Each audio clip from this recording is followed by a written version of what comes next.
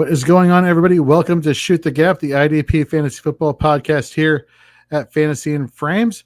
We're so excited to kick off week 11. We just decided, screw the music video intro or translation. Jorge forgot to upload the brand new one. He was working on it earlier today, and therefore we don't have one. So you'll just have to do without the intro music for today. I know it bums you out totally, but we're here with awesome IDP Fantasy Football advice. We're here with awesome IDP people. We got Steve Hungarter, aka IDP Hunter. Steve, how are you doing this evening? Hey, I'm doing good. Got news for you. It snowed in Georgia. How about that? Wow. Never happens. We have some friends from the Fantasy and Frames family down in Tampa and in Orlando. And they're like, you know how cold it's going to be, Jorge? I'm like, no. They're like, in the morning, like 39 degrees. And I'm like, what do you got to wear? Like 7 outfits because you're so not used to the cold there. So snow in Georgia, that's big. That's big time. I don't know how many. We had our first snow on Monday in Illinois. I can't believe you got it down in Georgia. That's wild. Yeah, we got our first full snow on Monday. I woke up and I was like, I didn't even know it was supposed to snow. It was like completely covered. It ended up melting in 2 days, but it was pretty wild. Little flakes. I don't know about your audience or you guys, but growing up north in the winter, the worst thing about the winter was when your parents would have to make you go outside with the little pick, get all the ice off the driveway, and then always those little chips would get in my arm, and I just hated that. So it took me back this week when I was thinking, I just hate that. I hate the freaking snow. I hate it. Grew up in it, hate it, don't want it. I'm waiting till we move out of our townhome to get a full size home with a driveway, knock on wood. And I keep seeing because I keep seeing all these videos on Instagram or whatever, where like the husband's breaking out the flamethrower and taking care of all the ice and snow on the driveway. And I'm like, I so want to do that, but I can't because I don't want to set my neighbor's car on fire, Got to play devil's advocate. I love watching a football game in the snow. Give me a 3-0 game, a defensive game, in Thanksgiving Day in the snow. I love looking at it, but I don't want to be in it, JT. I can't stand it. Yeah, sitting in the snow at a game is not as much fun. I went to a game, Patriots-Bills, when I was in college, complete blizzard. We literally had to shovel out our seats to sit. It was wild. I was 24, so it was like, okay, 24, 25. If you made me do that now, there's no freaking way I would do it. I had a buddy who was going to go to the Bears game, and it was snowing, and he's like, I think I'm just going to go to the bar and watch it at the bar because he didn't want to go sit outside in the snow at the Bears game. It's pretty hilarious. Things that happen when we get older. I keep saying, like, when it's like a Buffalo game or a Green Bay Packer game where it snows and you hear like, oh, they're paying people like $15 or $20 an hour or something to shovel snow, and they get like free tickets as like the reward. And I'm like, no, that couch seems a lot more comfortable than doing all that. Now, at the time, it would have been like free tickets to Lambeau, absolutely. Mm-hmm. When you're a kid, yeah. Mm-hmm. Yeah. Sean is in the chat. What's up, guys? What's up, Sean? Welcome. All right, gentlemen, let's get down to business, shall we? Let's get to some IDP news and notes.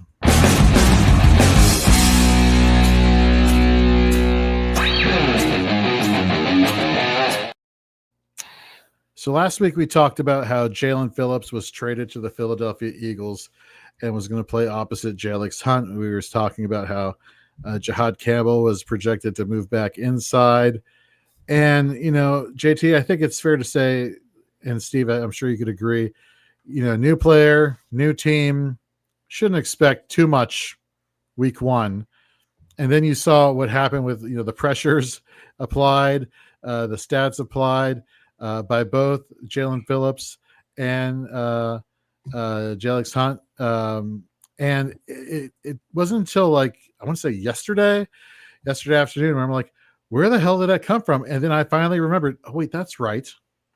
Jalen Phillips played with Vic Fangio in Miami.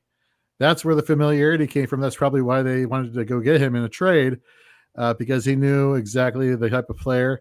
And so it makes sense that Jalen Phillips was incorporated a little bit more than was anticipated. Did you see that coming, Steve? Yeah, you were in my mind living rent free when you were talking, because I'm like, I didn't expect much the first week, the rotation. And then I'm looking at all the next gen stats and all the pressures. I'm like, oh, Howell only paid a third for him, whatever it was. So yeah, just unreal. The master GM at it again.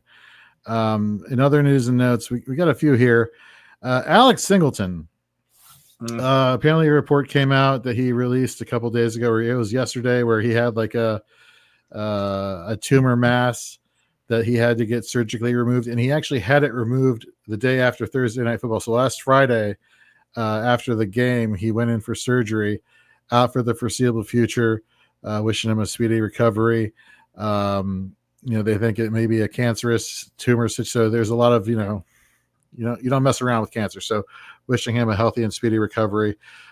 We saw Drake Greenlaw. Holy crap, come out of the woodwork and really perform for fantasy managers. So we may be talking about Drake Greenlaw a little bit later in the show.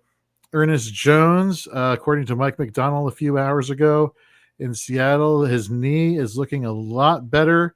And if he returns to the lineup this week, I think we should anticipate Tyrese Knight taking a bump there and going back to more of a backup role with his playing time being minimized there, leaving Ernest Jones and Drake Thomas. Drake Thomas, people have been talking about him for the past few weeks. We've talked about it here. Steve, you've talked about him. You've tweeted about him. I mean, what is it about Drake Thomas that is just so appealing for you as an IDP manager? Well, remember, this time last year, we were all on Travis Knight. He beat out, our guy. But when you look at it, when you look at both of them, Thomas is leading, the league, what tackles for loss during that span. But Knight actually has better stats. If you look, I mean, he was killing it with all the other numbers that we tweeted about. But yeah, right now he's the 3. So if Jones comes back, and we think he is, because he's been a limited practice twice now this week. Right. We think he is. Knight's going to take the back seat, unfortunately. But yeah, I'd keep him. I'd pick them both up just in case. But Drake is very interesting to me because throughout this whole will he, won't they? Where how will this line up? Does she like him? Does she not? Does Chachi love Joni kind of thing? He's been steady, 8% snaps the whole way through. So that's what I like about him, availability. Then the second thing I like about him is the stats. Nice. Joni loves Chachi. That is a great poll. I love that. Mac Wilson, linebacker for the Arizona Cardinals, looks like he's actually been already declared out for this Sunday's game versus the 49ers. So Cody Simon, who got the green dot and every down role last week, is in line to have that happen again. JT, I know this hurts you as well as Colts Nation. DeForest Buckner placed on IR a couple days ago with no timetable for his return. I believe it is a neck injury. I mean, what does that do for the defensive line there, for fantasy managers and just for fans of the Colts in general there, JT? Yeah, if you're playing their defense, it's a big loss. I mean, we've seen the last couple of years when DeForest Buckner's not in there, it's maybe the most obvious team in the league that he's out. Like they are just a completely different team, especially against the run when he's not in there. They are just not even nearly as good. Hopefully he gets back soon because this defense had been playing absolutely great. You saw Atlanta take a little bit of advantage of it last week with him out. So hopefully he's back sooner rather than later. But to me, if you want to talk about MVP of team MVPs, defensively, he is the MVP for the Colts. Like he is such a difference maker for them, and especially because he brings that inside pass rush, which helps the outside guys. Because when he can bring it from the inside, it pushes him out to those DNs to get those sacks. So it's a huge loss. Fantasy wise, is a big loss, especially if you're in a defensive tackle start league. I mean, he's usually your kind of your one-upper on everybody else because he's going to outscore everybody else's defensive tackle. But, man, huge loss for the Colts overall. Next up here, we got, the supposed cheat code for IDP managers this season. Rookie Travis Hunter was placed on season-ending IR, having knee surgery recently.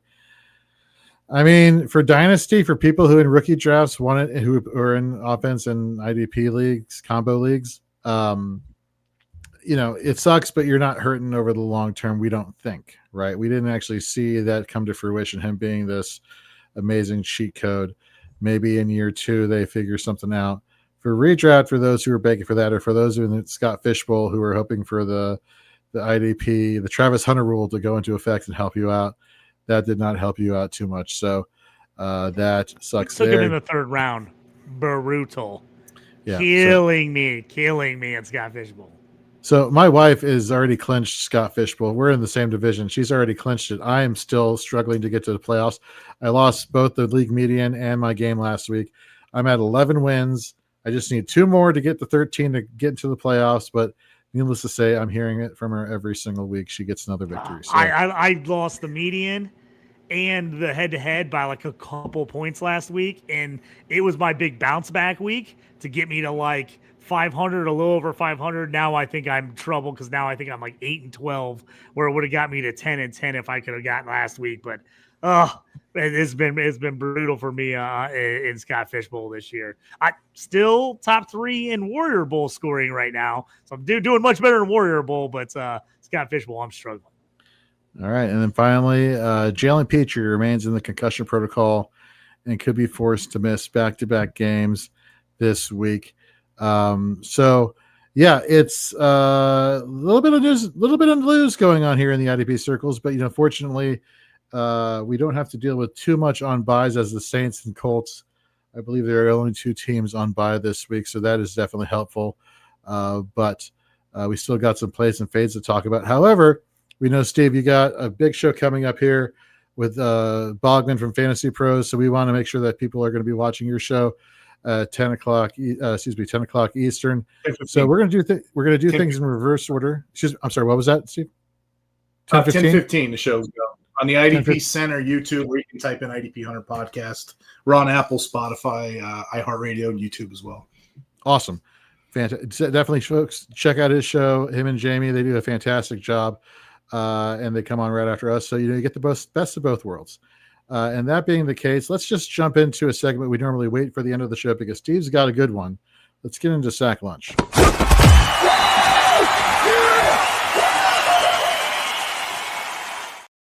So for those of you who are new to Shoot the Gap, how this works is basically myself, Steve, JT, and of course Gary Davenport, who will be back next week or the week after. Wishing you all the best, Gary. We basically pick a player on the defensive side of the ball. So it could be a defensive lineman, linebacker, defensive back. There are various bonus points associated for, the number of tackles you get, which position gets the sack, so on and so forth. You can only call your shot once. You can only use a player one time. And so, we tell you we're going to this person's going to get a sack. And so after the season's over, when we do our year in review IDP show, we'll have everybody on, and we will give the prize. And the person who gets the fewest amounts of points for the season in the year in review, Sean Shoot the Gap, will have to take a legit pie, not a let me get a pie crust, spray some whipped cream in it, and then no, like a legit blueberry cobbler pie, stain causing, teeth bluing, all that right to the face on air. So with that, let's get into our sack lunch. And I'm going to take a page out of JT's book in antagonizing Gary Davenport. Gary has Danielle Hunter, Houston versus the Titans, who give up the most sacks on the season. Well, you know what? I'm going the opposite side. I'm going to go Willie Anderson Jr. versus the Tennessee Titans. JT, give us yours for sack lunch, and then Steve, let's finish off with yours because yours is spicy. I was going to take you guys. You were right in the same line, I think, as me. I already used Hunter this year, so Will Anderson was gonna be my guy. But then I saw you were taking Will Anderson. I was like, I can't copy off of Jorge, even though I want Will Anderson. I'm gonna go. They've been pretty good this year, but last week they looked horrible up front. And that's the Dallas Cowboys. They did not do a good job slowing down the Cardinals at all. I'm going to take my shot. I'm using Max Crosby. I haven't used him yet this year. I'm using Matt Crosby this week. I think he gets in against Dak and the boys. They gave up 5 sacks last week. Crosby's due for one on the big stage. So I'm going Max Crosby, though Will Anderson was my number one choice. I'm letting you have him this week. I'll save Will Anderson for later in the year. Mog says, don't in the YouTube chat, don't waste the grub. Just send me the pie and stuff. Okay. Let me be clear. If I'm the one who's taking the pie to the face, if that ends up being the case, I'm still going to eat the damn thing. I don't care if it's all over my face. I'm just going to be like shoveling it into my mouth like that. So it will not go to waste, I promise you. Steve, now for Sack Lunch, who do you have this week? Yeah, so full disclosure, I don't want a pie in the face. I've been somewhat ahead. I'm trying to hit these home run swings like Babe Ruth. So if I can get one of these defensive backs, I can hit a home run on them, I'll be miles apart from you guys. So that's my strategy here. So this is one of several that I'm going to try to pull off in the next couple of weeks. I know we only got 3 shows left together, but I have a couple lined up. And I'll mix it in with some studs. So this is the first one I'm going to do, okay? I'm going to go with Chauncey Gardner-Johnson. He was going to be my play of the week as well. So I'm kind of mixed in. So this is a 2-for-1 here. The case for Gardner-Johnson, he was DB 13 in week 9. He was DB1 in week 10. This is 1, 2, 3 scoring. To put that in comparison, though, on IDP overall, he was IDP player 47 week 9, IDP 4 in week 10. He's got 64 slot snaps. The coach is comfortable with him because he's played with him before with the Saints, and that's just his first 2 games. Like I said, other than that, he's had the slot snaps. They gave him an extra 27 box snaps this week. The Bears coaching staff has loved him. I know what people are thinking. What about when Kyler Gordon gets back? Well, he's on IR, so we got a couple weeks to enjoy this. So my argument for Sack Lunch is this. He's got 9 pressures in 2 games. That's it, right? But still, that gets him, I just looked up today, it's tied for 19th in the whole entire NFL at his position. So they're going to be blitzing him. So if this is the guy to get a sack, for me, this is going to be it this week. Incredibly undervalued. Like I was just talking about, 40.3% in the slot, another 37.3% of his snaps in the box. Incredibly undervalued. He's going to get the blitzing time. He's going up against the Vikings, who are inexperienced at quarterback. They're also weak on the offensive line. If anybody's going to penetrate and get one, I think he has the best chance right here. So I'm kind of interested in CJ Gardner-Johnson this week. So just to give you a heads up, a sack is 1 point. If a defensive back gets a sack, that's an additional 3 bonus points to his total. So CJ Gardner-Johnson. And Steve, don't think I haven't noticed on the corner shelf, you have Superman 75. You have the bagged version of Superman 75. Superman 500 special edition. Oh, look at that. Before it kicked off the reign of the Superman from the 90s. Very, very awesome comic book stuff right there. All right, let's get into Johnson's got 3 sacks in 2 games, too. I just wanted to throw it in there. So if anybody's going to get it, it's going to be him. Now you're going to see the death of Superman and the resurrection this week, hopefully. That is I was awesome. going to say, that's a great call by Steve. That was absolutely going to be my pick for my play this week with CJ Gardner-Johnson. And part of it was because I was going to rip him because I've ripped him a ton, I feel like, in the last year. But I was like, when he's on with the Bears, I'm like, I actually kind of like him on the Bears. After I didn't like him the last 2 stops, I was like, I don't like him at all. I wouldn't play him at all. And I'm like, I was like, I really like him on the Bears taking over for Kyler Gordon. And I don't think Gordon gets the job back, at least the rest of this year, as long as CJ stays healthy, because he's been so good, and Kyler Gordon's literally missed the whole season. He's been hurt the whole year. He's been banged up. But I was going to say, dude, I picked him up and played him in a couple spots last week, and he won me leagues. He had a huge week scoring, depending on your league score. I had one league, he scored me like 35 points. So, Steve, I had absolutely great call on that. If you do not have him in a league, go pick him up and play him this week. All right. Well, folks, let's get into what you all came to hear. Well, I'm assuming you came to hear everything. So let's add some more things for you to hear. Let's get into our IDP plays and fades for week 11.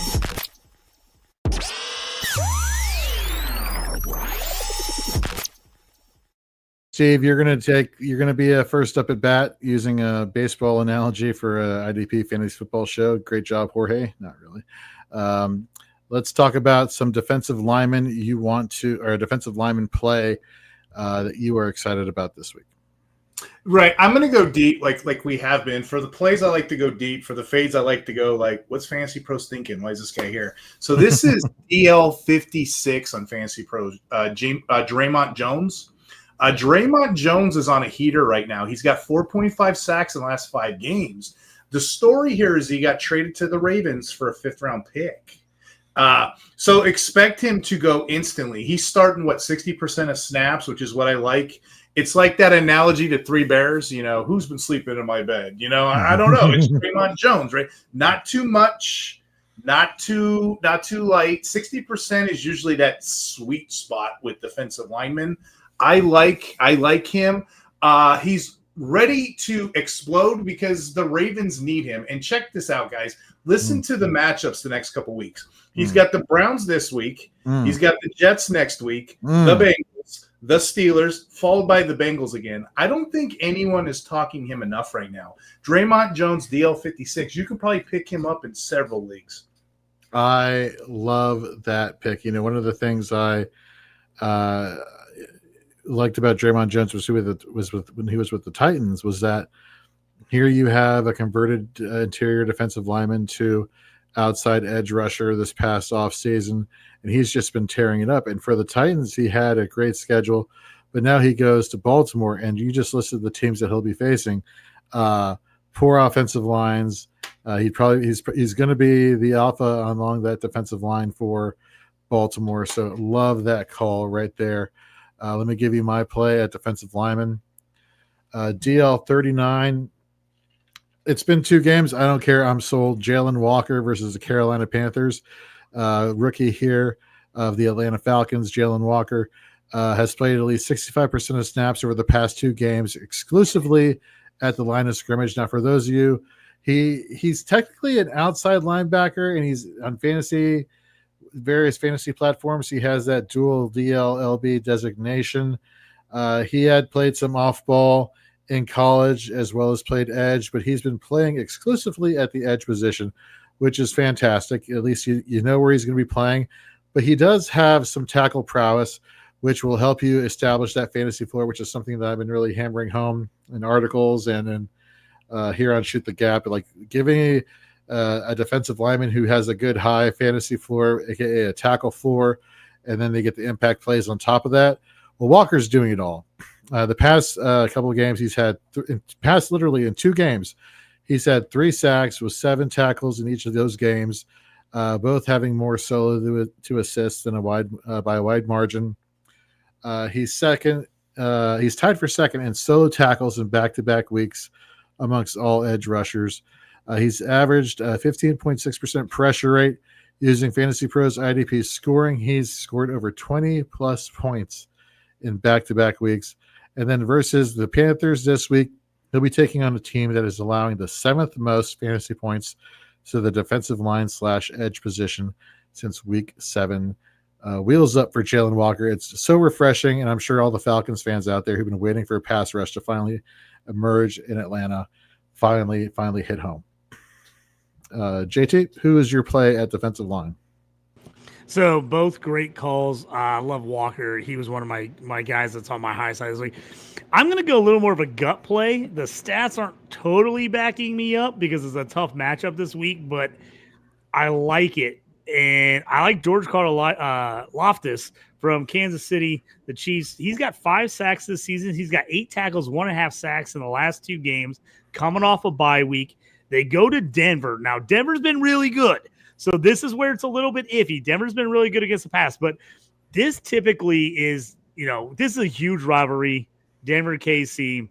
I think this game is going to be extremely close, and I think there's a chance that both teams have to try to open it up a little bit near the end of the game, as it's a close game. I think he gets home this week and gets a sack. I think he's going to be a decent play. He's been getting some, not a ton of solo tackles, but a decent amount of assists to get a little bit of a decent floor there. I just feel like this is going to be a lot of back and forth games. I don't think either team is going to be able to put long, sustained drives together. So I think the defense is going to stay fresh and get on there and get to play some 3 and outs. I think that helps defensive ends where they're not playing on the field a long time, but they get a lot of reps still, but they get rest. So I think Karlaftis, I like him this week. Like I said, it's a little more of a gut play. If you got higher ranked guys, I could see you playing them. But if you're looking like, hey, I'm outside, I got some guys on a bye, some injuries, who's maybe a guy I could take a shot on this week? He's a guy. I think he's at 34 right now. So he's a guy I would take a shot on. All right, let's go to the linebacker plays for week 11.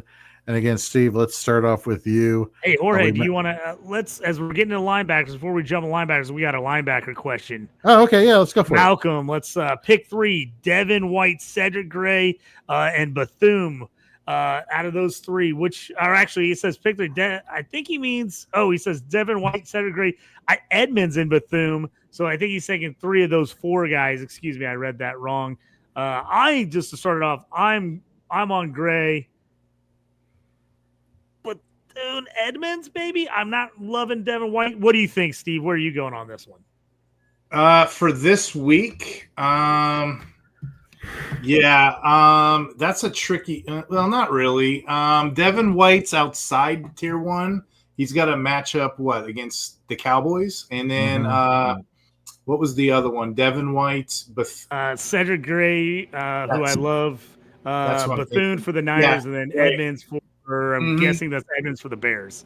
Gray versus the Texans. I think, I would go Gray. I would go Gray, and then I'd go, that's tricky. I'd go Gray, Bethune. Edmonds is like middle ground to me either way. The reason the only reason I like Edmonds at all is because TJ's not out. When he's out, he eats. But I think Gray and Bethune are my 2 guys. I think White, because of the matchup this week, they just don't give up a lot. He's my 4th man. That's how I'd do that. Jorge, how about you? I would go Gray, Edmonds, and Bethune. All right, let's get to a couple other questions. We got one from NReal1 1986. Ronnie Harrison Jr. worth a start. Well, let me tell you. So Joe Harlow, who does our IDP plays and fades, which will come out on Thursday afternoon, I won't be doing them for the next 2 weeks. So you got me doing plays and fades this week and next week. And you better believe that Ronnie Harrison Jr. is a name that I'll be talking about. So spoiler alert, I do believe he is a good play this week. So I would start him as an LB, mid LB2 to LB3 there. Then we got Epic Fail in the chat. Are there any waiver DBs, Emin-Wari or Bishop, worth playing or rostering over Byard this week and rest of season? Rest of season, that is a great question. I love Emin-Wari moving to the slot in the past couple of weeks. We've seen that happen over in Seattle. We've seen Cole Bishop in back-to-back games also playing outstanding. And Byard, he's the free, right? He's the coverage safety who just happens to be putting up fantasy points for the Chicago Bears. And for fantasy is outplaying Jaquan Brisker. So for me, I would rather stick with a slot corner or a box safety. So I think both Emin-Wari in a cornerback specific league is definitely a must start now, with Witherspoon moving more to the outside in recent weeks. Bishop in as a safety 3, safety 2, DB2, DB3, absolutely. As far as rest of season, I would take Bishop over Byard. Emin-Wari and Byard, that's the tricky one, right? If we're just talking just a defensive back league, I would go Byard over Emin-Wari. I know that was a lot to throw at you. Steve, real quick, who do you got for this question? The entire opposite. So it's going to be Emin-Wari or it's going to be Byard. I'd rather the upside of Emin-Wari the rest of the season. It's probably not showing up in anything yet, but if you hang out next episode, we'll kind of break down those 3 players. All 3 I'm interested in this week for different reasons, but I like the Dynasty redraft value of Emin-Wari because of that new position that he's in. So I'm very interested in getting him. Even though Byard may be the higher ranked, whatever, what have you, just give it a week or 2. It's going to all flip on its head. All right, JT, final thoughts here on this question? Oh, sorry, I wasn't paying attention because I was answering offensive questions worries. in the chat. Take care of the chat questions. We'll get to. Okay, you guys are good. I'm sorry, I'm answering offensive questions in the chat. All right, linebacker, Steve. We already covered. No, we haven't gone over yours yet. Oh no, we haven't. Yeah, let's get to your linebacker play for the week. Yeah, so I'm going to go Dre Greenlaw.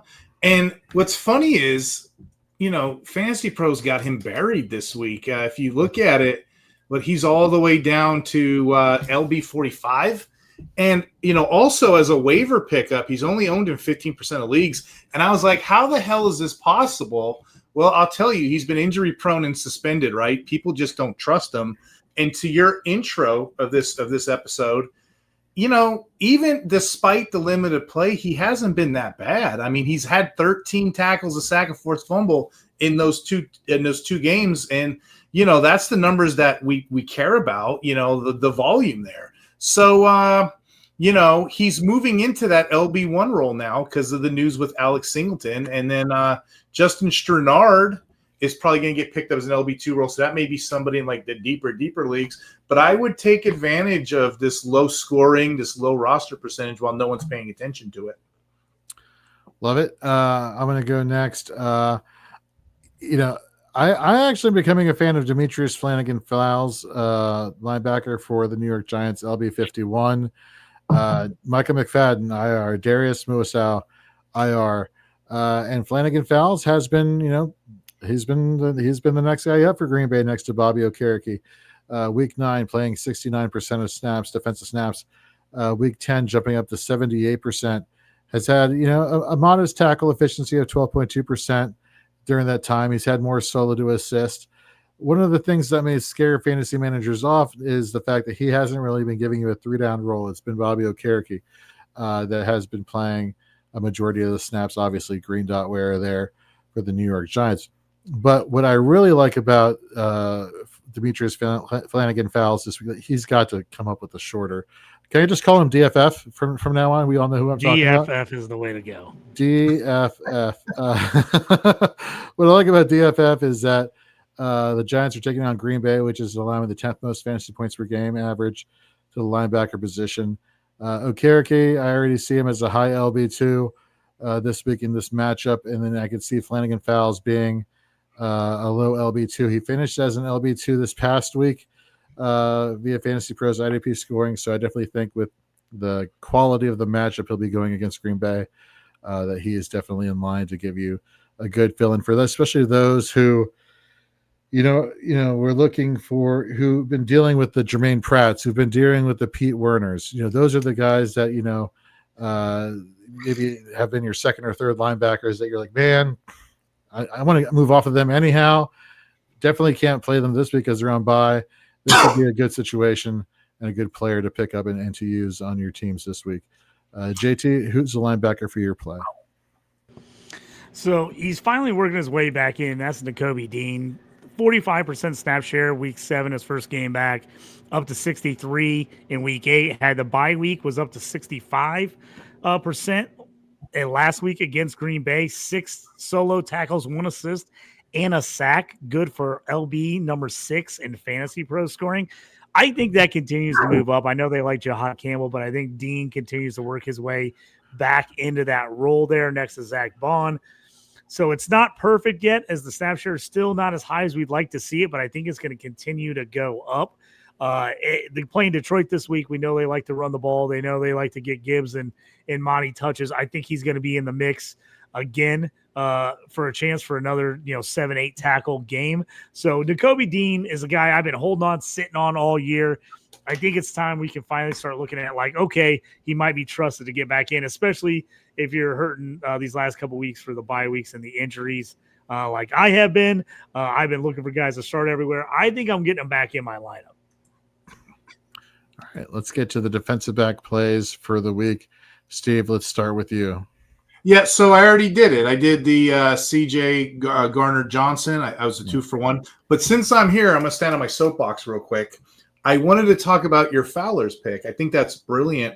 You know what's good about him? He's got the DBLB indicator on Sleeper, so you can play that linebacker as a DB. So we'll put him here.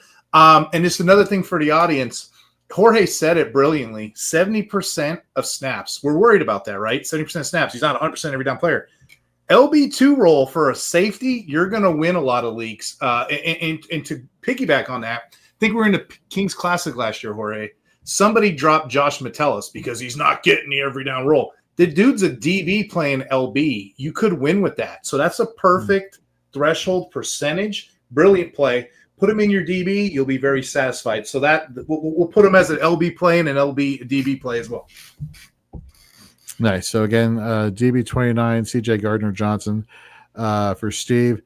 For me, I'm gonna go. It's a little bit deeper. It's a little bit spicy. But trust me, I have my rationale here. I'm gonna go Reed Blankenship, DB40, current ECR and Fantasy Pros, versus the Detroit Lions. Detroit, since week 7, has been giving the 10th most points per game average to the safety position.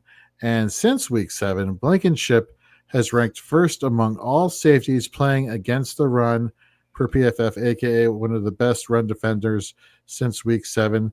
Again, not a sexy name, but he's coming off of a very productive matchup against a very run-heavy team like the Green Bay Packers on Monday night, who couldn't get anything going else offensively. There's no reason to think why he can't do it again against an equally run-heavy offense like the Detroit Lions. I would not be surprised if the type of game we saw with Philadelphia and Green Bay, you see again the same type of situation for Philadelphia and Detroit. Two very, very similar matchups here. So yeah, give me Reed Blankenship to give you at least low DB2, high DB3 numbers here. And again, this is for, he's not going to be your Nick Cross replacement. He may be the Cameron Bynum replacement this week. If you have a Colts defensive back on bye, and if you were rolling with any of the Saints defensive backs, may God have mercy on your soul. Please, Reed Blankenship, just keep him. That's all I got to say there. Jorge, the one thing about Reed Blankenship the last couple of years is he consistently is playing 80 to 90% deep safety snaps, but he's always helping in the run game. It's wild for how often he plays deep safety, how often he comes up and makes plays in the run game. And this has been a couple of years going on for him now. It's like when you look at those numbers, you're like, ooh, do I want to play a guy that's playing 80, 85, 90% deep snaps?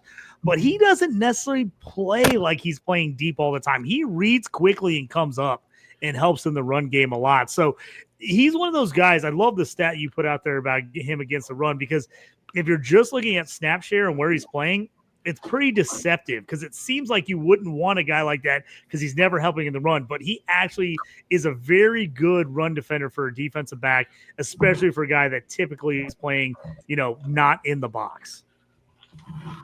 So it's funny you mentioned that. So I was looking that up, and so originally I thought there'd be more of a break, or there'd be more of a distinction between him and Andrew Makuba, the other safety for the Philadelphia Eagles, and they've actually been playing fairly comparably in terms of locations and alignments on the field since week 7. But we've just seen Blankenship have more production there, so that's where. I think the difference too is, if you look at the defense that the Eagles run, they're running two deep safety a lot with one of those guys coming up. And Blankenship, while he's technically playing deep safety, he's the guy that flies up and helps, because a lot of times they're only playing those two linebackers with the 3 under with the slot corner. And so it's one of those alignment variations that look funny because he technically is a deep safety, but he's in my defenses. When I run two deep safety, I always have one guy's the primary come up. When you read run, boom, you fly the ball, the other guy drop middle. And that's kind of what they're doing. So it looks weird that they're both lining up as deep safeties, but Blankenship's the guy that comes up and is making the play. If he sees run, he's the first guy making the run, and the other guy's going deep a lot of the time. So what JT's describing is the Fangio 7. All these teams have stolen the Vic Fangio defense. Back a couple years ago, we were all cover 3, the one safety in the box. We all talk about in the box, in the box, in the box. What does that matter? Fangio changed it to 2 split safeties, pre-snap. Post-snap, when that ball comes out, Blankenship's coming in, or whoever's coming in. So it's just an interesting time we live in. Free safety, strong safeties can be interchangeable, moved around. That's a great topic, guys. We can go all day on that one. I love that. Well, maybe we should do a scheme, a show in the offseason. That's definitely something. I want to do a scheme show with JT's kids after they win the championship, and they can come in with I've already talked about making some adjustments to the team. We're going in. The team's going to be 7th graders next year. I was like, you guys can start learning some of these blitzes that you didn't get the concept as 5th, 6th graders. So I'm going to adjust my scheme for my straight 4-4-3 to a 4-2, 4-4-3, 5-3 next year. So it's going to be a little bit interesting, different scheme, but a lot more blitzes and things I can do out of to hide coverages. Jorge, what was the comment? There it is. Great pulls on this week's show, guys. Thank you. I guess he's trying to say our pull-out game is strong, huh? Well, who's got more kids? So that would be whoever the answer is no. Like that person's game is not strong. Got Tootsie Pop 6 in the chat. Do you know how amazing you are? Thank you very much. To the person who just said great polls on the show. Thank you very much. But I will say, we try to hit home runs each and every week, so we do appreciate you tuning in this week. However, come on back. Yeah. We got some more information for you. JT, who do you have as your play for defensive back before we get in the fades? So this was a guy I loved coming into the draft. I was not happy with the landing spot just because I didn't know where he fit in a loaded defense. But they're finally figuring out ways to get him on the field, and that's Nick Amenwore. Basically broke every combine record for safeties ever. I mean, the guy is an absolute physical specimen.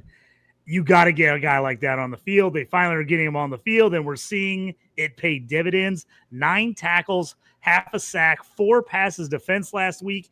They're finally figuring out, like, okay, he played safety in college, but he is a come at the ball, 100 miles an hour, make a play. You don't want this guy running backwards. He's too good coming forward. So they finally, like, where do we put him? Because we got these great other safeties. We got Cody Bryant. We got Love. Like, where do we put this guy? They finally figured out, like, maybe slot corner is actually the better spot for him because he's got everybody in front of him. He can play the flat. He can get across the field in 2 seconds if he needs to make a play and track a guy down. They're starting to make adjustments for him. I know a lot of people, especially in redraft, he's sitting out there on waivers because they hadn't been using him a lot. Now's the time to go get him. And if you're in a dynasty league and someone like, hey, they were like, I needed a 5th running back or wide receiver, and usually you see in IDP leagues, those are the first guys that get dropped. Rookie defensive players, the first guys that people get rid of. If somebody like needed spots or had injuries, go get him now. Go grab him right now, because coming in, I had him as my, I want to say my number 8th overall rookie defensive player, which is pretty high for a defensive back. I had him 8th overall coming out of the draft, even with the Seattle landing spot.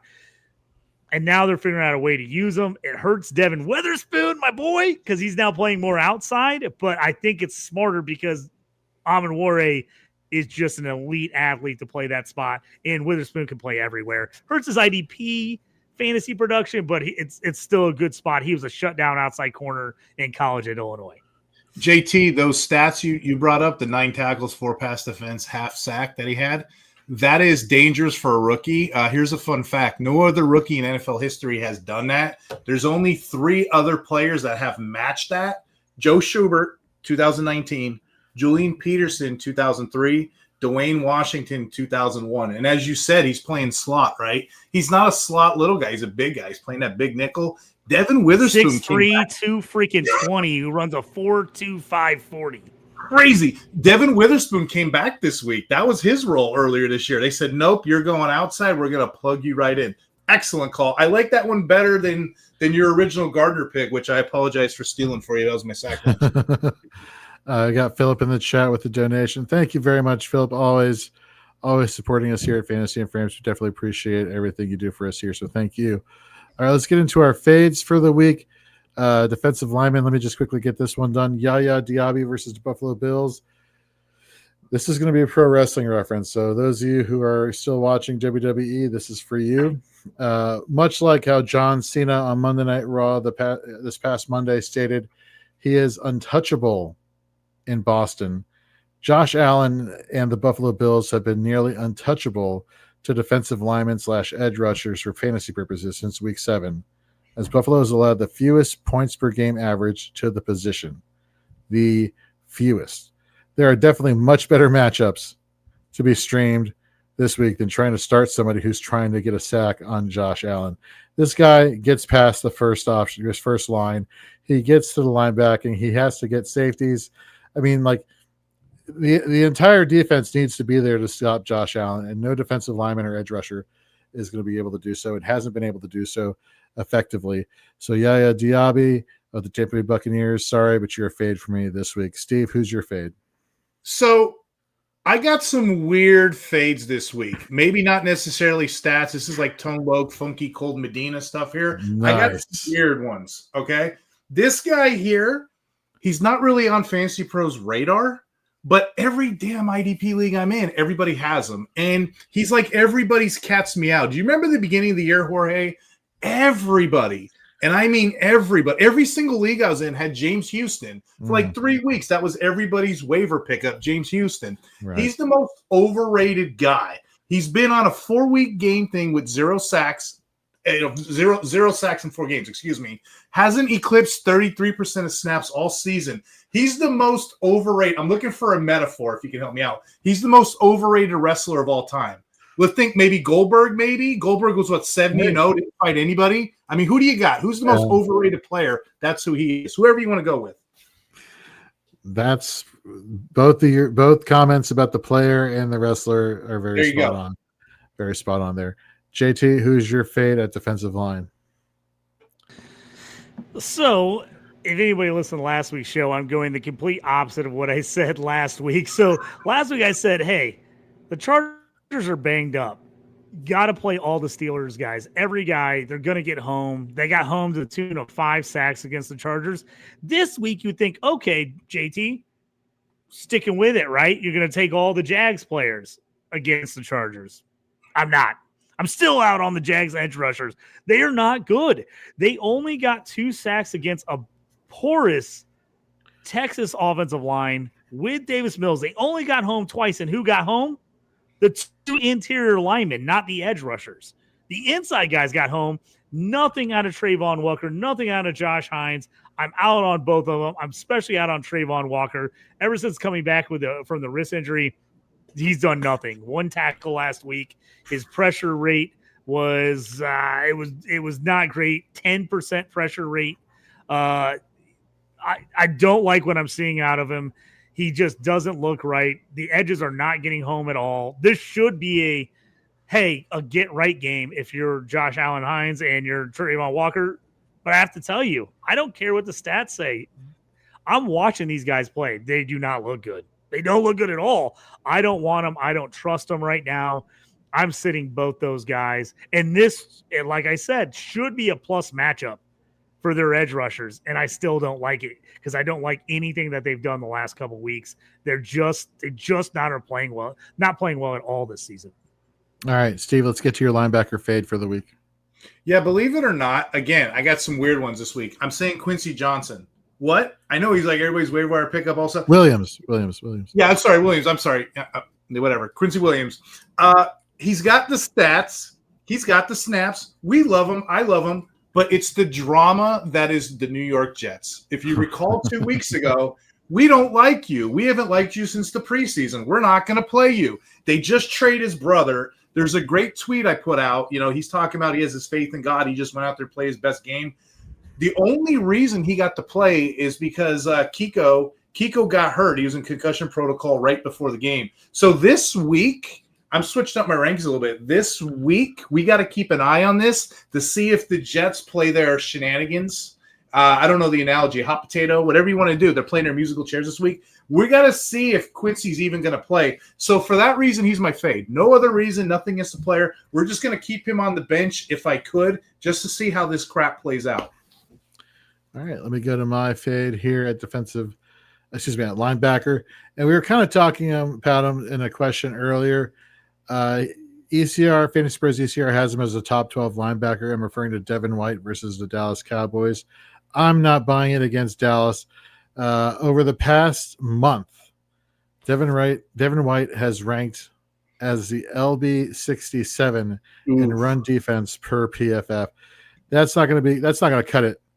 If you're expecting him to be this all-powerful run-stopping linebacker. He's a liability in coverage. He brings no impact play upside, rushing the passer. Dallas, since week 7, has allowed the 17th most points per game to the inside linebacking position. Again, you have Devin White. You're probably not sitting him.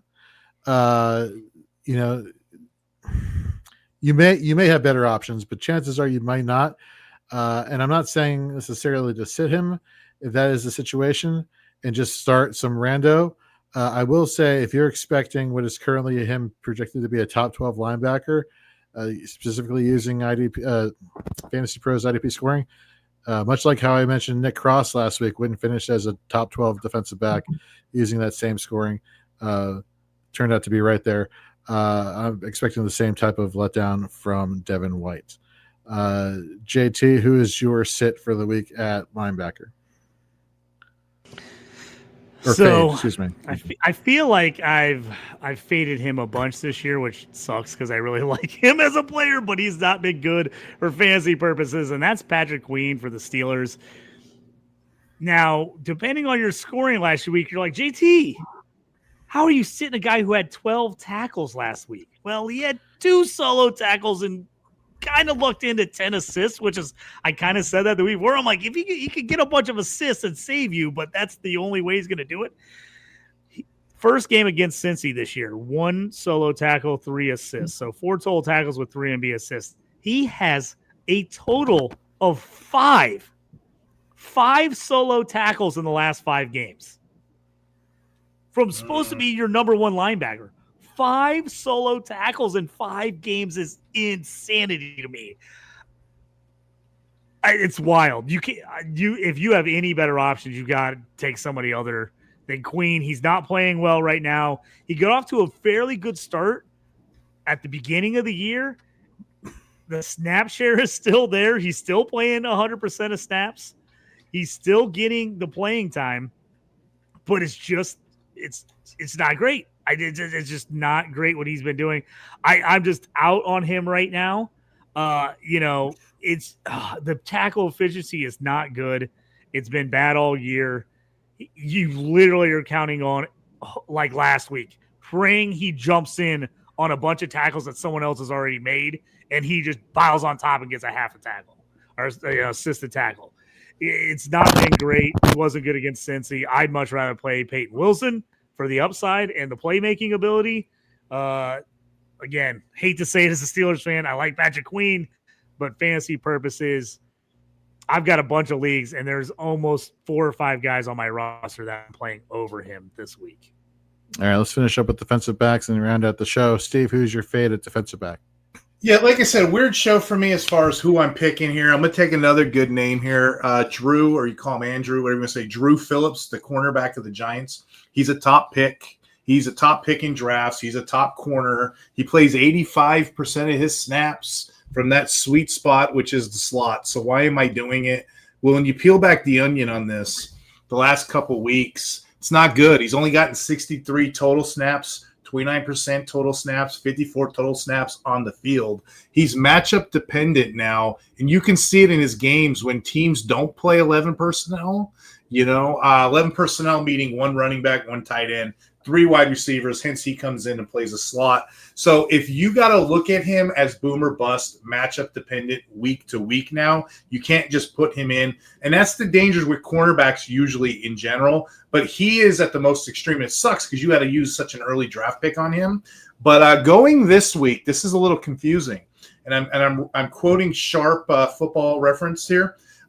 2024, the Packers ran a lot of 11 personnel. They were like 69%, one of the top teams in the league.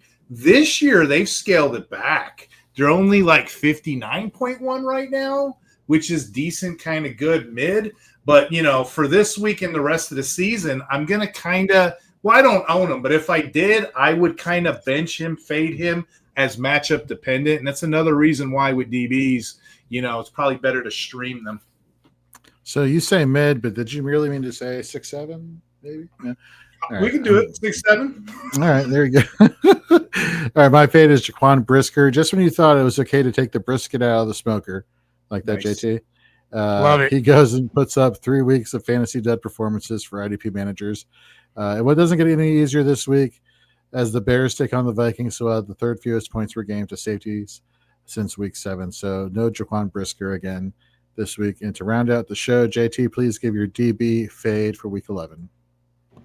So this is a guy that I liked coming out of the draft 2 years ago.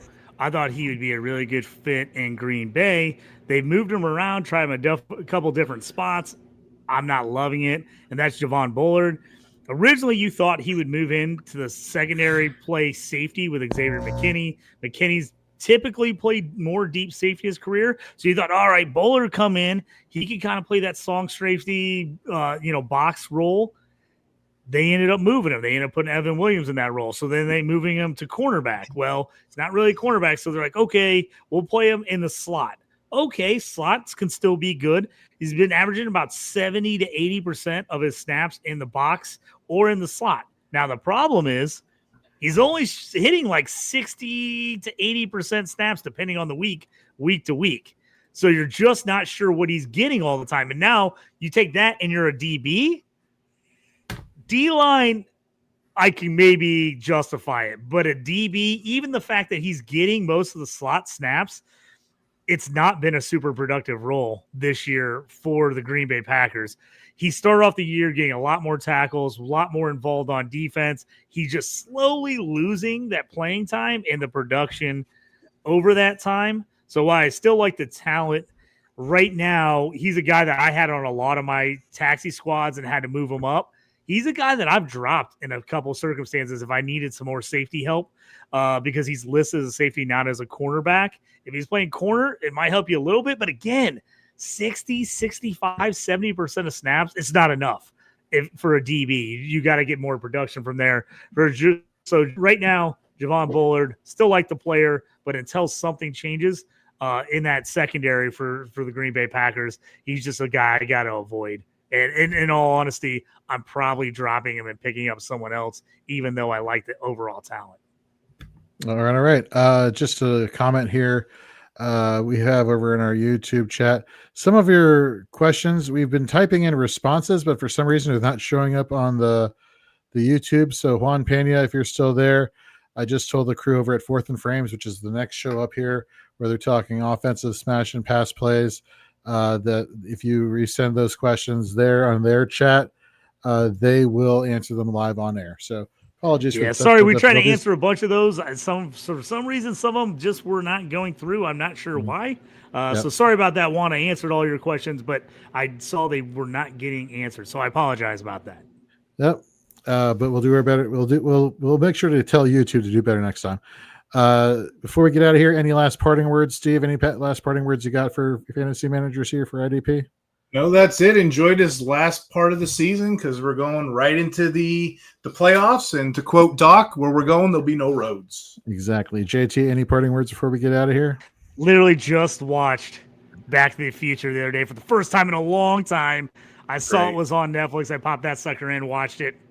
Great rewatch. So now I got to watch 2 and 3 again. Hey, everybody out there, keep pounding here on IDP. A lot of changes here late in the season with injuries and guys losing jobs or winning jobs. So pay attention, keep your eyes open, and keep making moves. And keep reaching for the stars. What show is that from? I feel like that's like a show from the 80s or whatever. Anyhow, doesn't matter.